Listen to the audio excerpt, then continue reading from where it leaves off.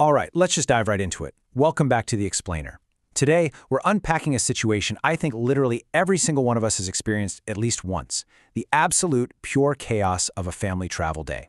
We're tracking a journey that kicks off with a frantic morning rush in Mumbai and ends in Delhi with a totally unexpected, mind-boggling food delivery twist. We're going to break down the anatomy of travel stress, those hilarious family dynamics we all know too well, and a major restaurant blunder that's actually going to make you question a lot about consumer trust. So, let's get into it.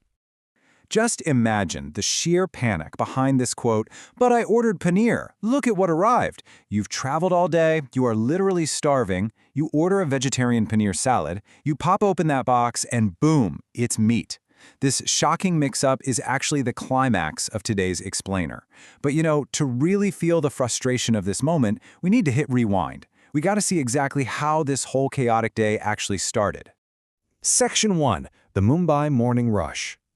Okay, so every legendary travel story starts with the morning departure, right? And this one is the ultimate case study in family dynamics. The alarm buzzes at 7 a.m. Fast forward just 17 minutes to 7:17, and Saurav is fully dressed, packed, and ready to go. The flight isn't even until 9:45. He is that hyper-prepared traveler. But then, you've got his brother, Piyush, who is on the complete opposite end of the spectrum. He stubbornly oversleeps, flat out refuses to get out of bed, leaving everyone else sweating over the ticking clock. Saurav even jokes that he usually books 5 a.m. flights just so his brother can sleep in the car.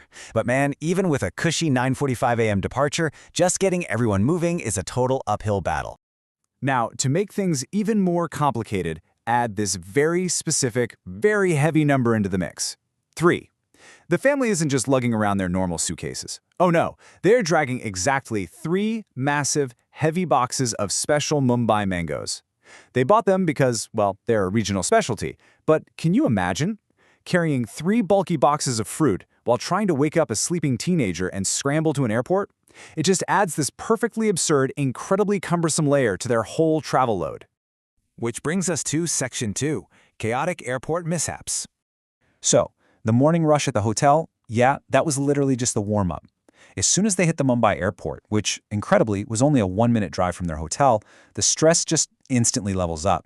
It's crazy how fast tiny mistakes snowball, right? First off, Piyush, who was already the reason they were running late, realizes he forgot his iPad. He has to completely scramble to go get it, immediately spiking everyone's anxiety about missing the flight. And then right at the security checkpoint, this totally bizarre mystery unfolds. Papaji's belt just vanishes. Someone at the X-ray scanner literally grabbed the wrong belt and walked off. There was actually another random belt left behind, but obviously they didn't take it. Honestly, the sheer panic of nearly missing a flight because you're frantically hunting for a stolen belt, that is peak airport chaos right there. Moving on to Section 3, Arrival and House Cleaning.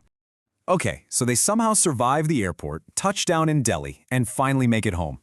It's past noon now, around 12:12 p.m. They've battled morning alarms, hauled heavy boxes of mangoes, dealt with forgotten tech, missing clothes. They are absolutely drained and just desperately need some rest. But wow, talk about a massive gap between expectation and reality. Instead of just dropping the bags and collapsing on the couch, the parents take one look at the dusty, empty house, instantly grab the brooms and mops, and go into full-on deep clean mode. Saurav and Piyush are dying to sleep, but the parents just have this unstoppable, almost primal urge to sweep and mop. It's such a hilarious universal dynamic, isn't it? The kids just want to chill, and the parents literally cannot relax until the floors are spotless. And naturally, this intense cleaning session leads right into the infamous unmade bed controversy. Right in the middle of this deep cleaning frenzy, Piyush gets that classic family scolding because he left his bed completely unmade from weeks ago. Saurav, of course, jumps right in to defend himself, proudly pointing out that his room is spotless and his blankets are perfectly folded. You know exactly what's happening here. It's that classic sibling move where you use the other's mess to look like the golden child, all while the parents are giving a masterclass lecture on dust and household chores. All right, Section 4, the great food mix-up. So, the house is finally clean, the journey is over, and the whole family is just exhausted and completely famished. They finally decide, okay, let's just order some food online and relax. But guys, this is where absolute disaster strikes. They placed a really specific order, a mini paneer BBQ salad, 100% vegetarian. But what actually showed up? A non-veg salad completely packed with meat. The crazy part is the receipt clearly printed BBQ paneer, but the kitchen just entirely botched it. And look, for a strict vegetarian, opening up a box of food you've been craving all day only to have meat literally staring back at you, that doesn't just disappoint you, it totally ruins the entire meal.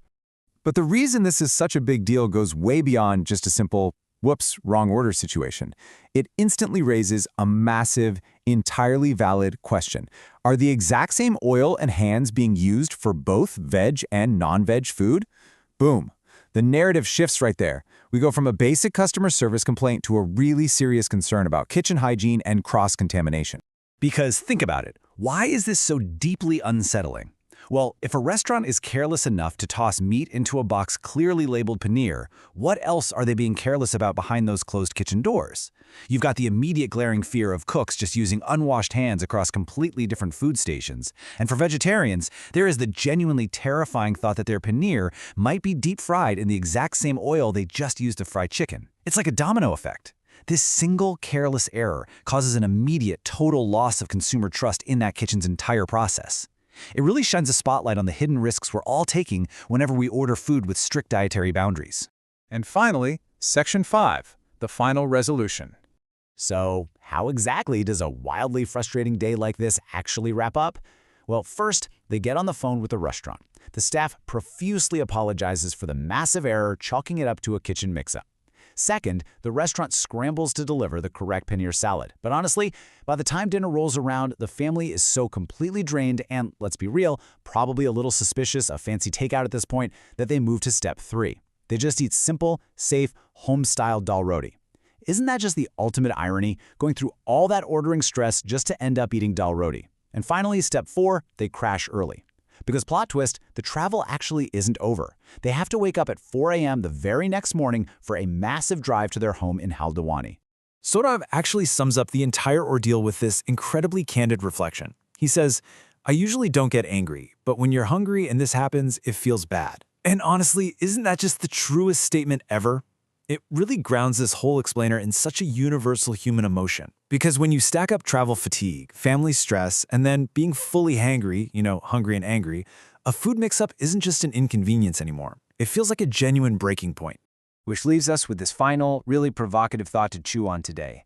When we order food online, how much trust are we blindly placing in hidden restaurant kitchens? We literally just tap a button on an app and expect absolute perfection, completely blind to the cross-contamination risks, or just the chaotic, fast-paced environments where a food is actually being prepped.